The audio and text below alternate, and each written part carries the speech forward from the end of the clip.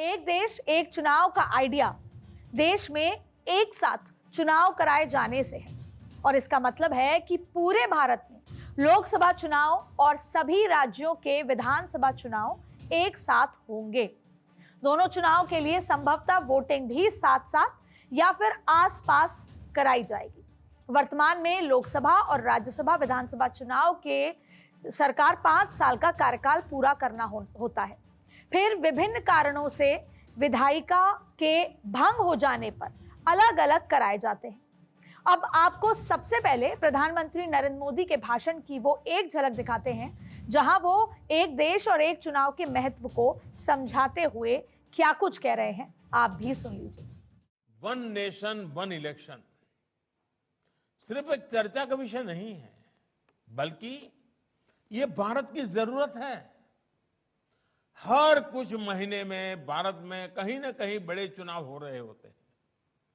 इससे विकास के कार्यों पर जो प्रभाव पड़ता है उसे आप सब भली भांति जानते हैं। ऐसे में वन नेशन वन इलेक्शन पर गहन अध्ययन और मंथन आवश्यक है और इसमें पीठासीन अधिकारी काफी मार्गदर्शन कर सकते हैं, गाइड कर सकते हैं, लीड कर सकते हैं।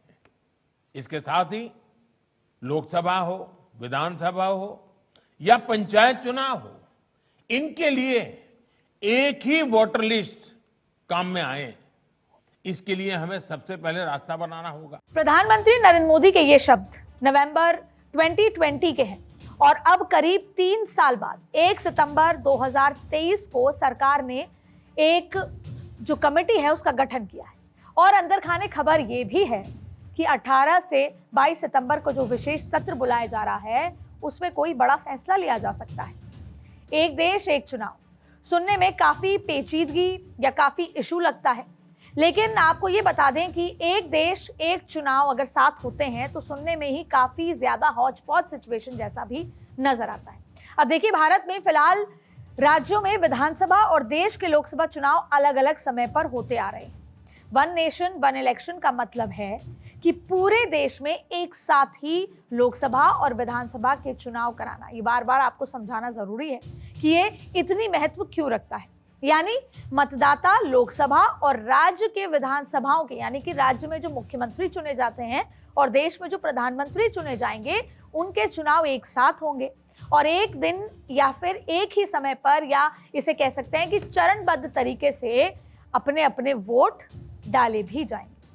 आजादी के बाद से 1952, 57, 62, 67 में लोकसभा और विधानसभा के चुनाव एक साथ ही हुआ करते थे, लेकिन 1968 और 69 में कई विधानसभाओं के समय से पहले ही उनको भंग करना पड़ा और चुनाव भी फिर अलग तरीके से हुए और उसके बाद 1970 में लोकसभा भी भंग कर दी गई और इस वजह से एक देश एक चुनाव की परंपरा टूट गई थी। इतिहास बताना जरूरी है कि पहले होता आया था, क्यों टूटा और अब आगे किस दिशा में सरकार और देश बढ़ रहा है।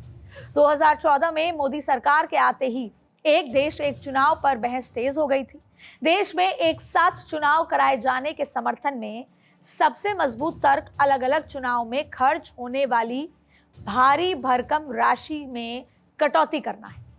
एक रिपोर्ट में कहा गया है कि 2019 लोकसभा चुनाव में 60,000 करोड़ रुपए खर्च हुए थे और इसमें चुनाव लड़ने वाले राजनीतिक दल का खर्च और केंद्रीय चुनाव आयोग की तरफ से खर्च की गई रकम शामिल है। एक साथ चुनाव के समर्थन में एक तर्क दिया जाता है कि इससे प्रशासनिक व्यवस्था सुचारू होगी। चुनाव के दौरान अधिकारी चुनाव ड्यूटी में लगे होते हैं और इससे सामान्य प्रशासनिक काम प्रभावित होते हैं और जिन लोगों की ड्यूटी, जैसे टीचर्स होते हैं, इन लोगों की ड्यूटी भी लगाई जाती है, तो वो बार बार हर 5 साल, हर कुछ सालों में, हर महीने में उनकी ड्यूटी लगाई जानी होती है। उससे उनका काम, जो उनका खुद का काम है पढ़ाने का, वो भी जिनकी ड्यूटी होती है उनके काम पर भी प्रभाव पड़ता है। इसके साथ ही बार बार चुनाव आचार संहिता ना लगने की वजह से डेवलपमेंट वर्क पर भी असर नहीं पड़ेगा।